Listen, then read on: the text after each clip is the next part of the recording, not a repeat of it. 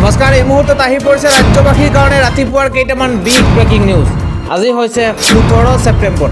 অসমৰ লগতে ভাৰতৰ বিভিন্ন প্ৰান্তৰ পৰা এনে ধৰণৰ খবৰবোৰ নিতৌ চাবৰ কাৰণে চেনেলটো ছাবস্ক্ৰাইব কৰিবলৈ নাপাহৰিব।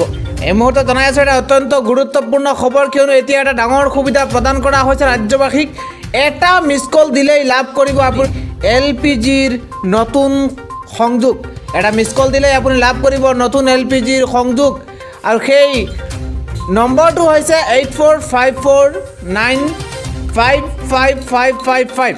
এই নম্বৰত আপুনি যদি মিছ কল দিয়ে তেন্তে নতুন গেছৰ সংযোগ লাভ কৰিব পাৰিব আপুনি। ইণ্ডিয়া অইল কৰ্পোৰেশ্যনে গ্ৰাহকসকলৰ বাবে মুকলি কৰিছে এই বিশেষ নম্বৰটো।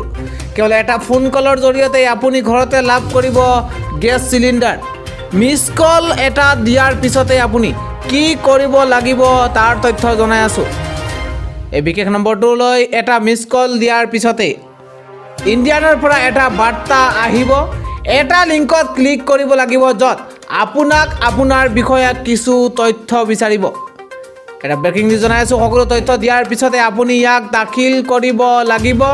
তাৰপিছতে আপোনাৰ এলেকাত ডিষ্ট্ৰিবিউটাৰে যোগাযোগ কৰিব লাগিব। প্ৰক্ৰিয়াটোৰ পিছত আপুনি ঘৰতে লাভ কৰিব নতুন গেছ চিলিণ্ডাৰ। পৰৱৰ্তী ডাঙৰ খবৰটো হৈছে মাজত মাত্ৰ 14 দিন বাকী আছে। এই 14 দিনৰ মাজত আপুনি এটা ডাঙৰ কাম কৰিব লাগিব।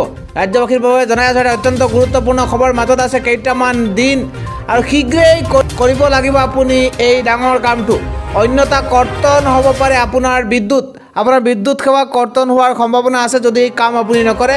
সেই কামটো কি আপোনালোকক জনাই আছোঁ। ৰাজ্যৰ বিদ্যুৎ বিভাগৰ জৰুৰী নিৰ্দেশনা আহি পৰিছে। 30 ছেপ্টেম্বৰৰ পূৰ্বে কৰিব লাগিব এই জৰুৰী কাম। নিৰ্দেশ অৱমাননা কৰিলে কৰ্তন হ'ব আপোনাৰ বিদ্যুৎ সংযোগ।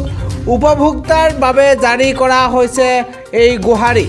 সেই জাননী জাৰি কৰা হৈছে APDCLৰ পৰ্টেলত। আপডেট কৰিব লাগিব নিজৰ GMC হোল্ডিং নম্বৰ, মূল্যায়ন ID। এই বিশেষ কামটো আপুনি কৰিব লাগিব।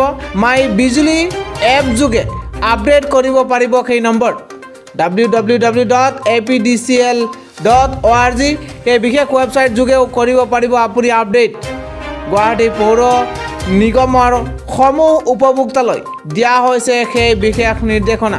অন্যথা এই নিৰ্দেশনা অৱমাননা কৰিলে কৰ্তন কৰা হ'ব বিদ্যুৎ সেৱা। ৰাতিপুৱাৰ আন এটা গুৰুত্বপূৰ্ণ খবৰ হৈছে 26 ছেপ্টেম্বৰত অসম বন্দৰ ঘোষণা কৰা হৈছে। এই মুহূৰ্তত জনাই আছোঁ এটা ব্ৰেকিং নিউজ। 26 ছেপ্টেম্বৰত 24 ঘণ্টীয়া অসম বন্দৰ ঘোষণা কৰা হৈছে। অসম বন্দৰ ঘোষণা 6 জনগোষ্ঠীৰ ঐক্য মঞ্চৰ। এটা বিগ ব্ৰেকিং বৰ্ণনা 6 জনগোষ্ঠীৰ ঐক্য মঞ্চৰ জৰুৰী কাৰ্যনিৰ্বাহক সভাত কেইবাটাও গুৰুত্বপূৰ্ণ সিদ্ধান্ত গ্ৰহণ কৰা হৈছে। 22 ছেপ্টেম্বৰত দিছপুৰত বিধানসভা ঘেৰাও কাৰ্যসূচী। ইয়াৰ পিছত 9 অক্টোবৰত সমগ্ৰ অসমত অৰ্থনৈতিক অৱৰোধ কাৰ্যসূচী গ্ৰহণ কৰা হৈছে। 15 অক্টোবৰত উত্তৰ অসমৰ লখিমপুৰ ধেমাজি সামৰি গোগামুখত বিশাল গণ সমাৱেশৰ আয়োজন কৰা হৈছে। 15 নৱেম্বৰত দিল্লীত 6 জনগোষ্ঠীৰ গণ বিক্ষোভ কাৰ্যসূচী ৰূপায়ণ কৰা হৈছে। দেশৰ প্ৰধানমন্ত্ৰী নৰেন্দ্ৰ মোদীৰ জন্ম দিৱসলৈকে ধাৰাবাহিকভাৱে কলা দিৱস পালন কৰা হৈছে। অসম চৰকাৰে মাহী আই দৃষ্টিৰে চোৱাৰ গুৰুতৰ অভিযোগ উত্থাপন হৈছে। দিল্লীয়ে নহয়, হিৰতি গাই হিচাপে ব্যৱহাৰ কৰিছে অসম চৰকাৰে। 6 জনগোষ্ঠীৰ জনজাতিকৰণৰ দাবীত বৃহস্পতিবাৰৰ পৰা ৰাজ্যজুৰি অব্যাহত আছে তীব্ৰ প্ৰতিবাদ।